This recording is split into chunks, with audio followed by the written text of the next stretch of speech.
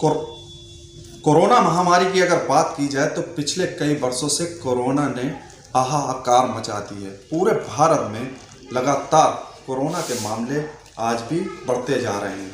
आपको अगर बात करें दूसरी लहर की, तो दूसरी लहर में इतनी मारामारी हो गई थी कि ऑक्सीजन की वजह से लोगों ने अपनी दम तोड़ दी थी, जिसके बाद सरकार ने उनका मुआवजा देने का ऐलान भी किया था। लेकिन मुआवजा क्या अभी उन लोगों को मिल पाया है या नहीं मिल पाया है, ये सारी जानकारी लेने के लिए आज हम मौजूद हैं जनपद कन्नौज के कांग्रेस के पूर्व जोनल प्रवक्ता विवेक नारायण मिश्र के घर पर। जानेंगे उनसे कि जो सरकार ने ऐलान किया था कोरोना में अपनी जान गंवाने वालों के लिए मुआवजा देने के लिए, उनको लेकर सुप्रीम कोर्ट भी गंभीर बनी हुई है। लगातार केंद्र सरकार को फटकार लगा रही है कि समय से उनका मुआवजा दिया जाए। ये सारी जानकारी हम जानेंगे पूर्व जोनल प्रवक्ता विवेक नारायण मिश्र जी से। बहुत बहुत धन्यवाद दादा हमारे साथ जुड़ने के लिए। जिस तरीके से कोरोना महामारी लगातार अपने पैर पसारे हुए है, सरकार ने ऐलान भी किया था कि कोरोना महामारी में मरने वालों को मुआवजा दिया जाएगा। अभी तक क्या उनको मुआवजा मिल सका या नहीं? देखिए, सरकार तो कोरोना पीड़ितों के प्रति लगता गंभीर नहीं है, इसीलिए सुप्रीम कोर्ट को बीच में दखल देना पड़ा है। कि सुप्रीम कोर्ट ने भी कहा है कि और बहुत सख्त टिप्पणी की है और ये कहा है कि तकनीकी आधार पर, बहुत बड़ी बात सुप्रीम कोर्ट ने कही है सरकार से, कि तकनीकी आधार पर किसी को मुआवजे से वंचित न किया जाए। तो ये तो बात पूरे देश ने देखी है कि जिस तरीके से दूसरी लहर में मौत का तांडव पूरे देश में हुआ और जिस तरीके से सुप्रीम कोर्ट के कहने के बाद सरकार ने मुआवजा देने के लिए पहले तो मना किया, हमारे पास संसाधन नहीं है, लेकिन जब सुप्रीम कोर्ट ने इस पर अपने तरीके से सरकार को राज़ी किया तो उसके बाद वो राज़ी हुए। और उसके बाद राज़ी होने के बाद में भी सरकार लगता है कि इस कदम को बड़े बेमन से आगे बढ़ा रही है। इसीलिए अफसोस की बात है कि अभी तक कोरोना में जो मारे गए थे, जिन बच्चों के पेरेंट्स चले गए या माँ बाप में एक कोई चला गया, ऐसों को कहीं भी कोई अभी तक राहत भारत सरकार ने सुप्रीम कोर्ट को अपने वायदे के अनुसार नहीं दी है। तो क्या इस समय अगर बात की जाए, कोरोना तो चल ही रहा है, उसके अलावा उत्तर प्रदेश में पिछले और भी कई राज्यों में चुनाव भी है, ये असर क्या चुनाव होना पड़ेगा? देखिए, हम जो हमारे प्रदेश कांग्रेस कमेटी के एजेंडा हमारा है, शिक्षा को, महंगाई को और बेरोजगारी को लेके, उनके साथ हम जो विधानसभा स्तर पे, स्थानीय स्तर पे भी इस मुद्दे को, गौशाला में गौवंशों की समुचित देखभाल नहीं है, वो मर रहे हैं, उनके चारे की व्यवस्था नहीं है, उसको भी, और कोरोना में मुआवजा दिए जाने को लेके भी हम विधानसभा स्तर पे इसको उठाएंगे और एक इशू बना के जनता के बीच में उनकी आशीर्वाद लेने जाएंगे। बात गौ की आई है, तो गाय कहीं ना कहीं इस समय किसानों के बीच में अपना तांडव मचाए हुए हैं।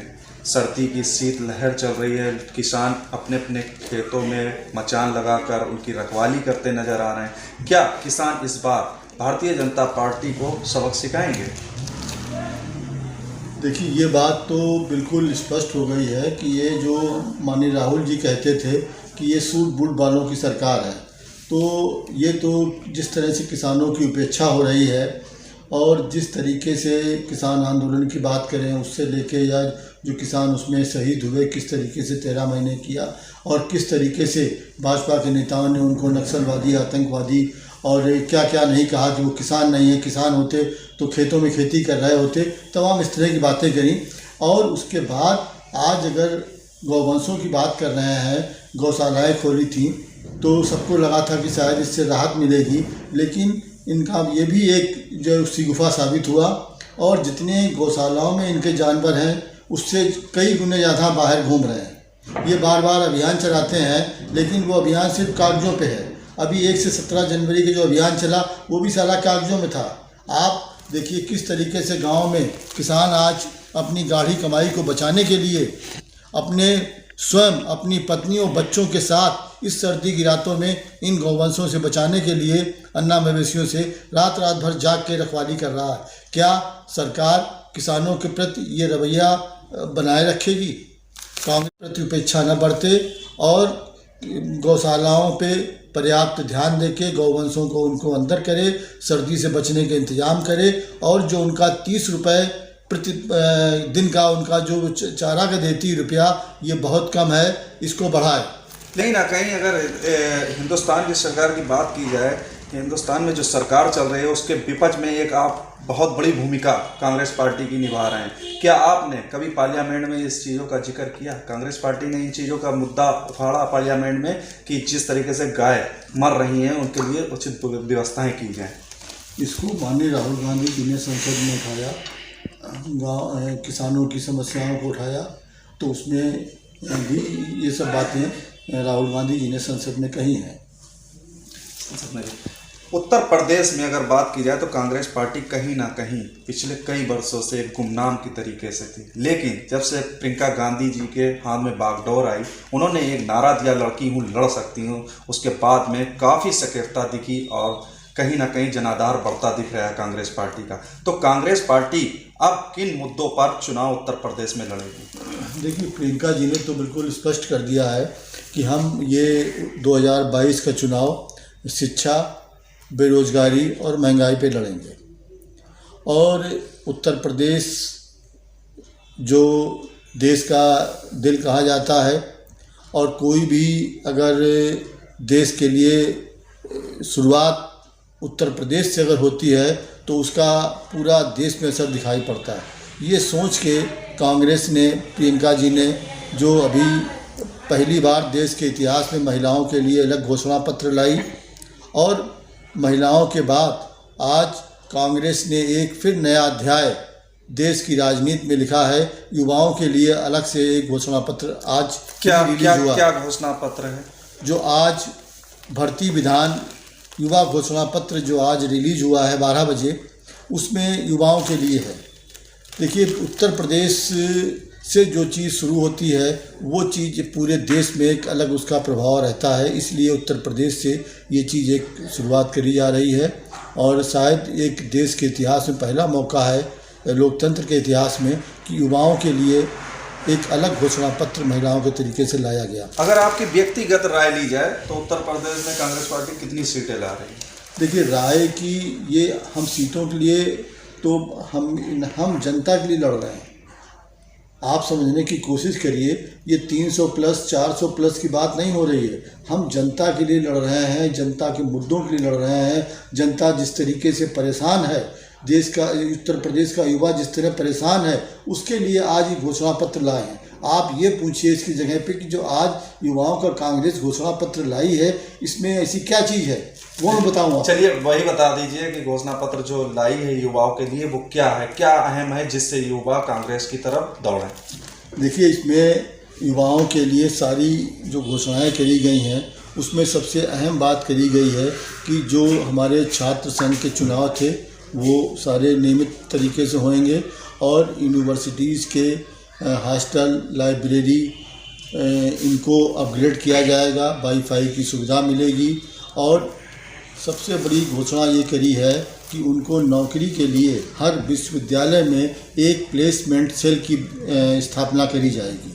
और इन सबके आगे बढ़ते हुए जो उत्तर प्रदेश में जैसे आप समझिए कि प्राथमिक शिक्षा में करीबन 1.5 लाख पद खाली पड़े हुए हैं, पुलिस में 1 लाख पद करीब खाली पड़े हुए हैं, आंगनबाड़ी में 20,000 पद खाली पड़े हुए हैं, उर्दू के टीचरों के 12,000 पद खाली पड़े हुए हैं, संस्कृत के टीचर के 2,000 पद खाली पड़े हुए हैं। इस तरह से तमाम रिक्तियां हैं जो उत्तर प्रदेश सरकार ने, इसके पहले की पूर्ववर्ती सरकार ने या भाजपा सरकार ने युवाओं के लिए इन भर्ती को किया ही नहीं ठीक से। आज अगर ये भर्तियां हो जाएं तो करीबन 12 लाख रोजगार युवाओं को मिल जाएंगे। ये इसके लिए कर रहे हैं। बाकी युवाओं के लिए एक सबसे बड़ी बात जो आज इस घोषणा पत्र में है कि एक जॉब कैलेंडर बनाया जाएगा और उस जॉब कैलेंडर का मकसद भी देखिए, ये मैं बात बताता हूँ जॉब कैलेंडर क्या है। जॉब कैलेंडर का मकसद ये है कि आज सपा का शासनकाल ले लीजिए या भाजपा का, दोनों में बहुत फ़र्क नहीं रहा। पहले के शासनकाल में युवा फर्जीवाड़े का शिकार हुआ, भेदभाव का शिकार हुआ और कोर्ट की शरण में सारे करीब इम्तहान गए जितने भी थे।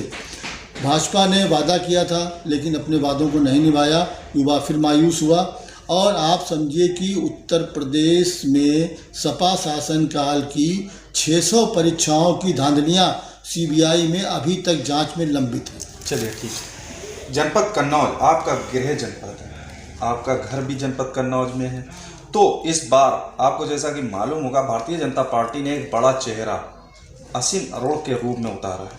क्या भारतीय जनता पार्टी के असीम अरोड़ जी कांग्रेस पार्टी को जनपद में तीनों विधानसभा में किसी न किसी सीट पर पैर जमाने देंगे? सभा की कोई इनकी औपचारिक घोषणा तो सीटों की भी हुई नहीं, सूत्रों के हवाले से जो खबर मिल रही है वो यही है कि असीम अरोड़ जी जब ये सूची पूरी आ जाए तो उसके बाद ही कुछ कहा जा सकता है। चलिए मान लेते हैं कि बाकी दलों ने नहीं की, लेकिन कांग्रेस में क्या भय है जो अभी तक जनपद की तीनों सीटों पर अपने प्रत्याशी घोषित नहीं किए? नहीं, देखिए ये भय की बात नहीं होती, ये एक प्रक्रिया होती है, तो उस प्रक्रिया के तहत हम सब चीज़ें चल रही हैं और ये चुनाव होने हैं, चुनाव में कांग्रेस भाग लेगी, कोई पहली बार नहीं भाग कांग्रेस ने जिस तरीके से प्रतिशत महिलाओं के लिए रखा है उसमें जो है कन्नौज की अगर बात करें जाए तो कई सीटें जो है महिलाओं के अंडर में आएंगी, आपका रुझान क्या है? देखिए 40% तो पूरे उत्तर प्रदेश के लिए है, 403 सीटों के लिए है, वो तो सारे जनपद में उसका उसी हिसाब से होगा, उसमें कन्नौज कोई के लिए नहीं कि कन्नौज के लिए अलग की बात हो, उस 40% में कन्नौज भी शामिल है। तो भारतीय जनता पार्टी को इस बार किस चीज़ की सबसे बड़ी मार झेलनी पड़ेगी, क्या है आपका ऐसा?